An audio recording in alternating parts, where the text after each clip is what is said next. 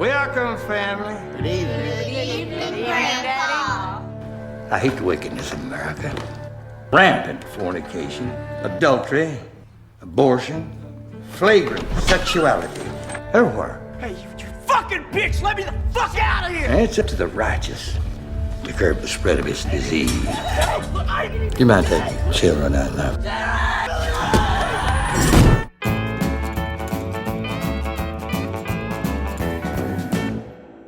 Bright lights, the neon signs, lines so And welcome back to Off the Shelf Reviews. And today we are going to be talking about Kevin Smith's 2011 movie Red State. And we've just finished watching it. And what do you think, Ian? What's your opening thoughts? If I'm going to start on this film, fucking hell. But it's brilliant. I didn't think I was actually going to enjoy it, but Kevin Smith surprised me again.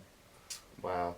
You know, this is the second time I've watched this now, and the first time I watched it, I did not care in the slightest for it. Yeah. I think I actually dozed off during one of the scenes when I first watched it, when the preacher is giving a massive sermon that lasts like 15 minutes. Yeah. And I just didn't care about what he was saying. I hated him. I hated everything that he stood for. Yeah. And I was just agitated. And then I was partially excited towards the end of the film. But now rewatching it a second time, I'm like, Kevin Smith's career has had one hell of an interesting curveball, if you will, where he had such a fan following that no other director really had. Yeah. And, you know, no other directors were on Twitter or on Facebook or, you know, self-promoting their films or captured an essence of filmmaking that had, you know, it rejuvenated the independent film market, especially with Clerks. Yeah. And it's now been 20 years since Clerks, and Kevin Smith has also just announced he's making Clerks 3. Clerks 3. But his career kind of nosedived a little bit when he made Cop Out, when he made Zack and Miri Make a Porno. When he started to make studio movies, he lost the flair of Kevin Smith. And so Red State is Kevin Smith disregarding that kind of adolescent kind of behaviour. Fart and tit and cock jokes are gone. Yeah. Now it's Kevin Smith said that he's made a horror movie. He said that Red State is a horror movie. I kind of agree and disagree. It's a drama and it's a thriller and it's essentially a siege movie. I was going to say, I would not reference this as a horror movie. No, I mean, it's written online as a horror movie, and I'm like... It really begins as an action kind of thriller. It sets out that way, and then really kind of pans out into, I would say, an expose on right-wing religious views. And the interpretation of that as domestic terrorism, and then the political...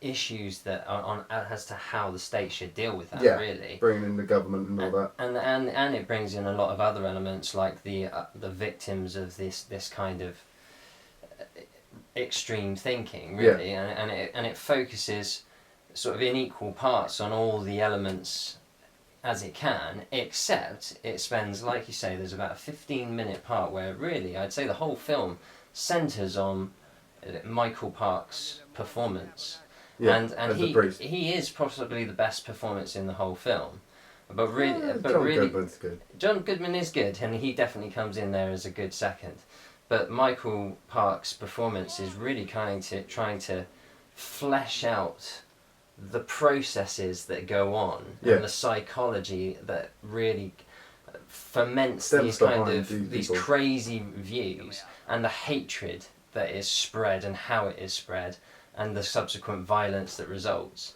And really it's almost a study on that process, I would say, and it makes you think as a film. Now that is where I would say that the horror element comes in. That for me the film reminded me a lot of The Devil's Rejects. Yeah. And instead of them being, you know, kind of low life killers, which essentially they are in Red State. You know, they've got guns and they are executing people, and you know, but it had that feeling of The Devil's Rejects where it was almost believable. These people felt real, and their beliefs. You come across them.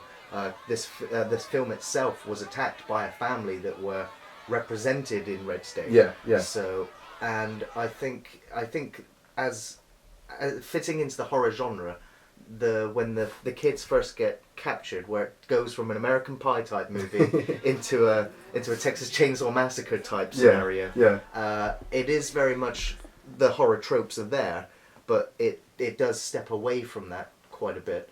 So I think Kevin Smith is dabbling in the horror aspects of this could really happen. Yeah. And then it's, his dogma. It's where he attacks religion, and he has done in his other movies. So it is a coherent theme that runs through Kevin Smith. See, I saw something totally different with this film.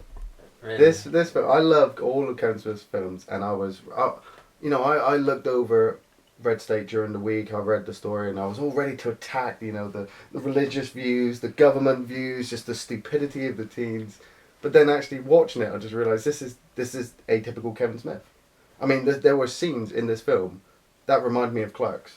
The moment John Goodman wakes up and it comes up saying 4:47 a.m. I'm like, Clerks. There were the way it was edited, where like, I'm trying not to spoil it, but the government and the shootout, the shootout sequence. You've got the police officers, they're shooting. You don't see what they're shooting at. They're just randomly shooting, and then you got the other people shooting back, randomly shooting. They're just running around. And you could tell Kevin Smith was following them with the camera. I mean, the shot where the kid runs right out. And the camera is right in his face, and you see the tension. I was just like, man, this film is just so heart-wrenching. This is Kevin Smith going, this is reality. Yeah. I think if you live in America as well, you would actually, this would be much closer to home. Yeah. As a concept, because as a British audience, we live much more on top of each other, and we don't have the access to guns that they have in America. But the guns issue is a hot topic even right now today. Still. Yeah. And it's these kind of very, like they talk about the crazy things people do for belief, and there's a part of dialogue in the film where they focus on that. And really, you have these such strong beliefs in combination with free access to guns, free access to mod those guns into automatic weapons. Yeah. And you have a recipe for just such a massive amount of collateral damage. Yeah. That I suppose really you could say the film is arguing something needs to be done, and that's why it looks at the Patriot Act in a kind of philosophical way. I just found it so stupidly funny as well. I tried not to laugh at it. The fact that these people could go out and buy these guns and mod them and have them in their church and kidnap people and murder them, and I'm sat there, like we said, it's American Pie, and then it turns into American Psycho. These kids are all like, yeah, let's go get laid. You're like, you fucking dumbasses. I wanted Jay and Silent Bob in the background. That would have made this film for me. Jay and Silent Bob selling the weed to these kids, and the kids going, yeah, we're going to go fuck some bitch. And then getting captured and fucking attacked by Michael Parks and his religious family. And you're just like, fucking hell, this is so violent, fucking crazy gun, fucking people just dying. That the one guy in the gun room, he runs in there in his boxer shorts.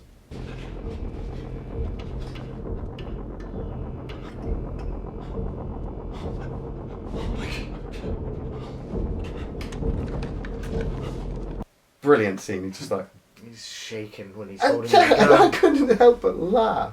Just the whole stupidity. This stupid kid picks up this gun and he's ready just to kill everybody, and you're just like, yeah, just kill them all. And then the ATF turn up, and it just turns into fucking Black Hawk Down. And I'm like, You said this was going to be a simple in and out, sir.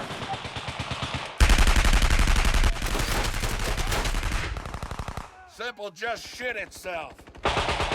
Well, I think there was one scene there that was actually the most Kevin Smith for me. Yeah. And that's where the camera is behind John Goodman and the other guy, and they literally on the backs of the two of them, you see their backs and the backs of their heads, and they're talking for a couple of minutes, and the camera just stays behind them. Yeah. And I was like, that is so Clerks. Yeah. And they're not talking about anything important. They're talking about how much it would have cost to have the that cross break put there. in. And instead of just cutting to them having the blueprints and working their way in, it's just a bit of banter that is just so Kevin Smith. And I think that's the only bit that made me feel that was Kevin Smith. The rest felt like a cohesive Kevin Smith film that has elevated him above his usual filmmaking fare, which I love, into proving that he is capable of making something else. He concentrates on the actors, and the stories that came across in Red State were very believable. I mean, as it gets deeper into the film, you don't know who to back. You're wanting the teens to get out, but then at the same time, you know, you don't want all the religious people killed. But then you do want them all fucking killed because they're crazy bastards, you know. But then the ATF turn up and you've got that whole issue, and just the way it goes all the way to the end with John Goodman just kind of explaining his actions. The clever thing is that by the end of the film, you are questioning your own views, and I think that's why the film for me was a good film, because you know, it's very easy to hate on these right-wing religious extreme groups and the hatred they spread. Yeah. But then because the film focuses on like the youth that were being brought up and are really victims of the whole process, and how they fall into being, you know, lumped in with these extreme groups, even though they're not, you know, they're not necessarily going to choose that path if they had their own free will, ability to be expressed. Swear you gonna fucking kill me. If you help me, I won't. Else I will, I swear.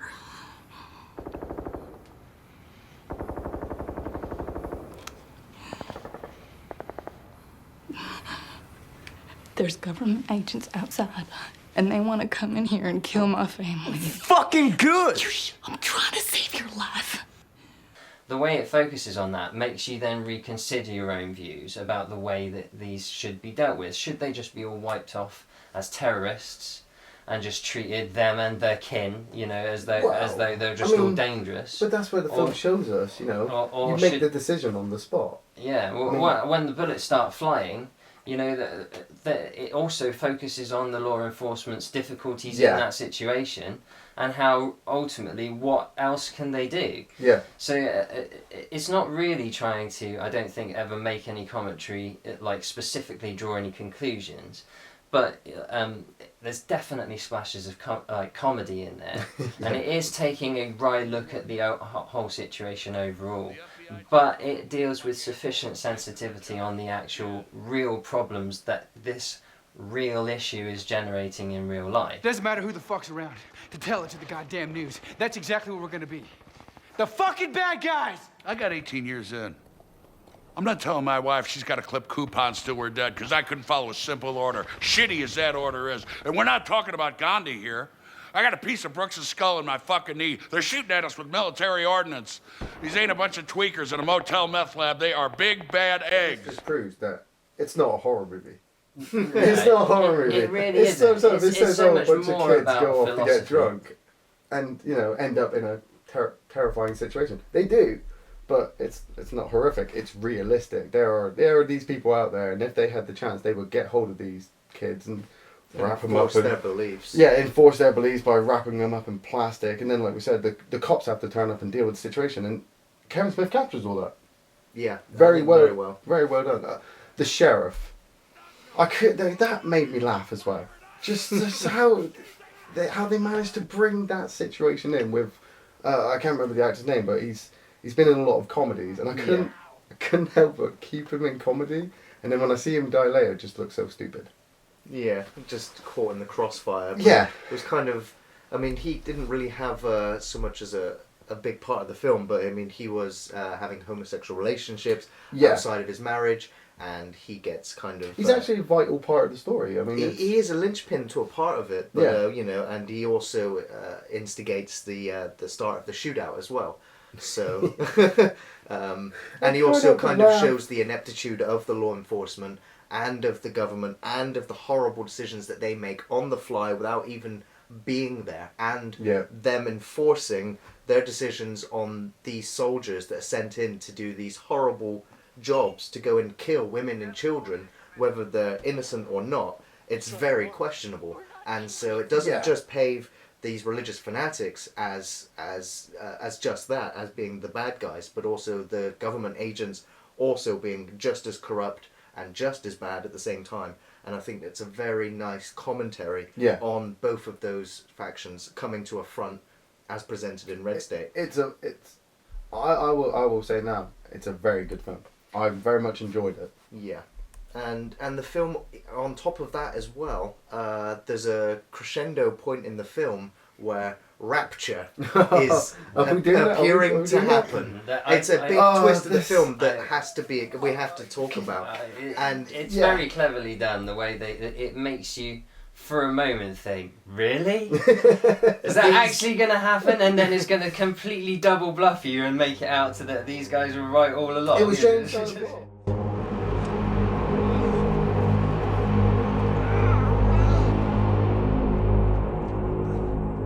What the fuck was that?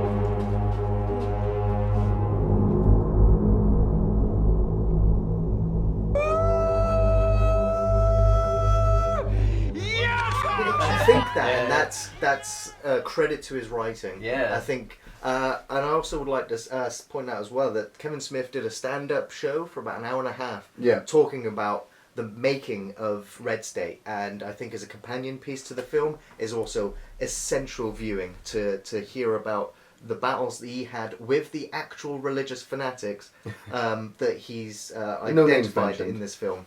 All of those stories are within that show, and should watch that to get a bigger picture of Red State as well. Yeah, I did. The film just totally just builds up to that ending, and then you just sit there like, done. You know, if there were rumors about a different ending that he was originally planning. And I don't know if I want to spoil it, but I will say that if he'd done the ending that he planned, it had taken the film into a more fantasy style. Yeah, completely. As- And it would have broken what was made Yeah, originally that and was I- so good. I sit there and I think, well, would that work? I mean, a deleted scene at the end, an alternative ending, that would have worked on the DVD. I think it was. Yeah. Yeah. So, what's your favourite scene, Ian? Do you have a favourite scene from Red State? Oh, it's hard to, it's hard to pick a favourite scene from any horror movie, but just all of the cinematography, really, just any of the scenes. The scene where the kids turned up at the caravan, and they're all just sat there, and you got the really tall boy who can't stand up, and he's so stupid. Then you got the running scene with the camera. I will go with the speech. The speech. The 15-minute speech. Michael speech. Park's speech was just... It was captivating, like you were sat in his sermon. Yeah. Yeah. I had to bite my tongue from praising Jesus, really. See, I enjoyed that scene for what it was, but Yeah. I just kept getting... when he was talking about something that wasn't quite it must have been relevant to some of the people that were sat there. Yeah, because they would touch each other, or they would look at each other in a meaningful way in the middle of this sermon, and I was like, They're religious. Yeah. That's what they do. Touch each other. Yeah, I'm not gay! I'm not gay! Geoff. I've got to admit, for me, the speech was the pinnacle point of the film. Ultimately, it's the bit which gives you all the depth to the film and Yeah. really enables you to see what's going on in the group and to understand the film and the whole moral issues that are Yeah. arising. And it's not so much about what Michael Park is saying, because all he's really doing is misquoting scripture. It's Yeah, about yeah. the way he is quoting those scriptures, combining it with his own Beliefs. philosophies and beliefs, and the way he is using his charismatic influence to Yeah. then persuade those others in the congregations, and also the interplay between him and the audience, the fact that they are willingly, conceding themselves to these Yeah. beliefs. That whole 15 minutes and the interplay there is critical to really understanding the whole psychology of the film, and that it's, for me, my favourite part, because Michael Park's performance is just bang on. It's really good. Yeah, I mean that is the quintessential scene of the movie. It's about 20 minutes into the film, and it just sets the rest of the film completely. Yeah. Although I think my favourite scene is the last scene. It's the scene with John Goodman and explaining what the fuck just happened. Brilliantly, he does it that brilliantly. showdown, and and he's very genuine in his responses to the agents as well. Yeah. And he's kind of he's in disbelief as well as to how the resolution has played out. He's almost he can't believe it how it's happened. Yeah. And what they're actually doing about this situation across the world, and they're like, religious fanatics, terrorists. Yeah, it's terrorism, Joe. Okay? If you kill an American because of a religious belief, you are a terrorist. and terrorists get locked the fuck up. If it's all so easy to put these people away for life, why was I given those orders? Truth? Because fuck people like this. They're animals. Kill them. So and that's it. That is it. Bottom line. and the film ends on that note, and it's very poignant. And I think it was very well written and very well acted on John Goodman's behalf as well as the preacher man. So originally, after first viewing the film, I would have not recommended it. I was disheartened to see Kevin Smith step away from what he had done. Yeah. But now revisiting Red State, I think I highly recommend it. I think challenge yourself. If you are a Kevin Smith fan and you were also put off by it, go back and watch it. It's actually better than it first appeared to be. It's good. It's good. Zack Miri does porno, you know, Cop Out, any of the Jane Silent Bob stuff, anything by Kevin Smith is just, it's up there. You have to watch it. You recommend it too, then? Yeah, I definitely recommend it. I would say that it's definitely a thoughtful film. Don't go in there expecting it to be horror or action. Oh yeah, definitely, yeah. Go in there looking to have your views and your beliefs challenged. And I would say it's possibly not for a younger audience at all, really. You know, you've still got to, it's very adult in its theme and its views. So, just be prepared when you go into it that it may stress you out, but that is the point of the film, I would say, and that is what makes it a good film. Just imagine that it's got Jane Silent Bob in it. Just imagine Jane Silent Bob out in the background. You know, I'm telling you, the two guys when they talk stood about at the back of the church. Yeah, they're the guys. They should do deleted scenes where Jane Silent Bob, they're growing a weed farm and they steal that farm. They're the ones in that farm. Yeah. And Silent Bob hooks it all up and creates the rapture. You know, and Jane's like, "What the fuck you doing, man? What the fuck?" You know. Definitely.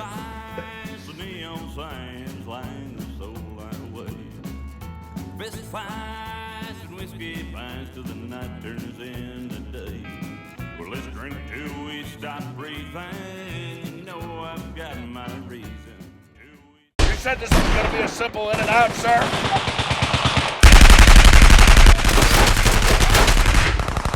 Simple just shit itself.